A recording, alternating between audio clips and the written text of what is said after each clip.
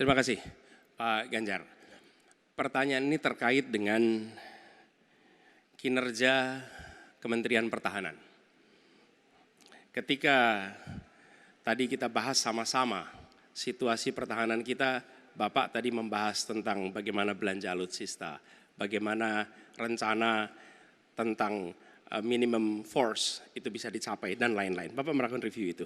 Nah, di sisi lain Bapak juga waktu itu pernah memberikan penilaian atas kinerja penegakan hukum di Indonesia. Bapak beri skor 5 atas kinerja hukum di Indonesia.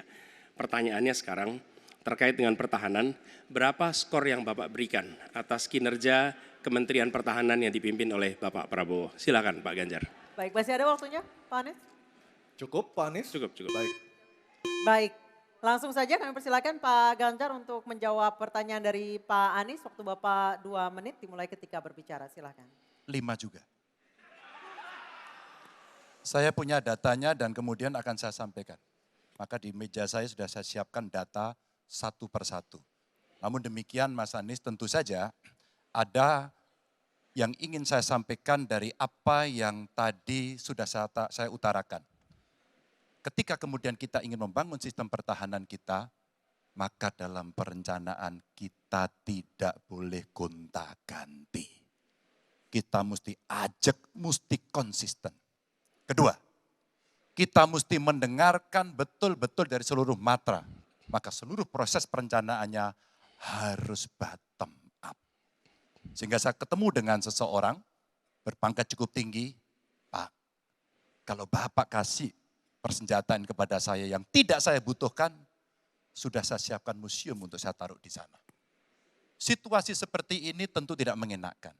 Tapi ini harus kita buka apapun kondisinya untuk perbaikan bangsa. Kritik, otokritik itu menyehatkan. Tidak ada kok rasa dengki di hati saya. Yang ada adalah bagaimana rasa cinta tanah air ini mesti kita wujudkan. Agar kemudian kita betul-betul bisa menjadi negara kuat di banyak area dan kita berbicara di dunia internasional disegani. Bung Karno pernah menyampaikan itu. Daulat politik itu wajib. Berdikari dalam bidang ekonomi mesti dituju. Dan kita punya kepribadian dalam kebudayaan. Sekarang daulat ekonomi pertahanan kita mesti kita tunjukkan. Maka ketika banyak perusahaan-perusahaan waktu itu yang sangat strategis dibikin, itu mimpi sejak dari lama pendiri bangsa agar kita menjadi negara kuat.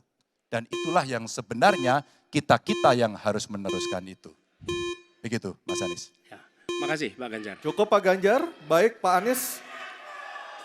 Silakan menanggapi jawaban dari Pak Ganjar. Waktu 1 menit Pak Anies, silakan. Jadi TNI, tentara kita, polisi kita, semua bekerja luar biasa di lapangan. Kita harus berikan rasa hormat dan terima kasih. Karena mereka mengerjakan hal-hal yang sulit, hal-hal yang berat. Tapi sisi kebijakan menurut saya lebih parah. Kenapa? Di era Pak SBY kenaikan gaji terjadi 9 kali. Selama era ini hanya bernaik gaji 3 kali dan akan naik nanti tahun depan. Karena menjelang pemilu mungkin naik gajinya. Tapi di sisi lain kesejahteraannya tidak dipikirkan dengan serius. Tukin hanya 80%. Lihat Kementerian Keuangan, lihat Kementerian PUPR. Menteri-menterinya mengusahakan peningkatan tukin di mereka. Lalu kita lihat tadi alutsista yang bekas, yang itu resikonya adalah keselamatan dari TNI kita. Mereka bekerja keras menjaga setiap jengkal tanah Republik ini. Tetapi mereka tidak didukung dengan policy.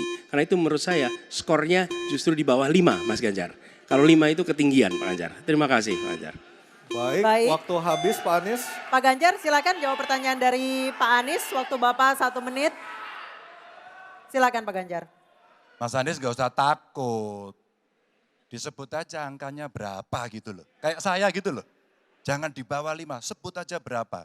11 Mas, dari 100. Oke.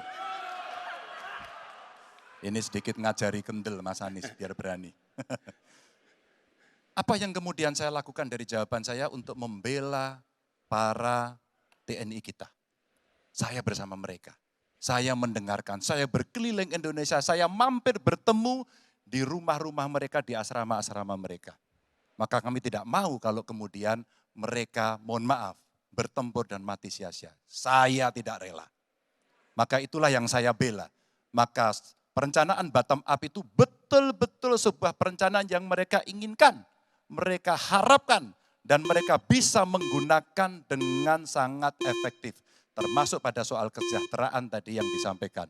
Dan saya sepakat pada soal itu. Baik, terima kasih Pak Ganjar.